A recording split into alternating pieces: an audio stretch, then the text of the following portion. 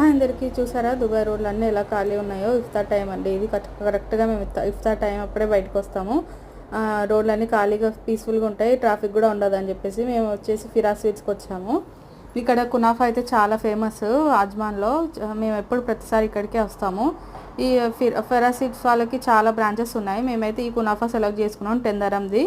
Late night వచ్చామనుకోండి 10-12కి అలా close చేస్తారు. మనం 10 కల్లా వచ్చామనుకోండి మనకి పీసెస్ ఎక్కువ కూడా ఇస్తాడు.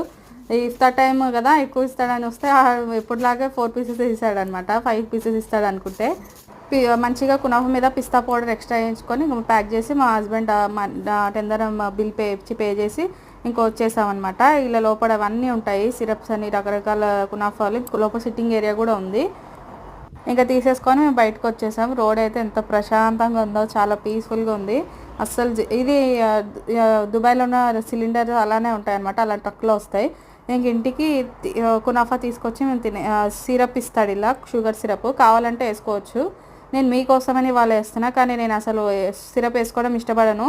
మామూలు నాకు ఎక్కువ స్వీట్ ఉంటే ఇష్టం ఉండదు అనమాట, లైట్గానే ఉండాలి. ఎక్కువ నేను సిరప్ వేసుకోకుండానే తింటాను. ఈసారి మీకు చూపిద్దామని చెప్పేసి నేను సిరప్ కూడా వేస్తున్నాను దీనిపైన. వేసి దీని మీద ఏముంటుందంటే సేమియా ఒక లేయర్, క్రీమ్ చీజ్ ఒక లేయర్, మళ్ళీ కింద ఇంకో సేమియా లేయర్ ఉంటుంది అనమాట.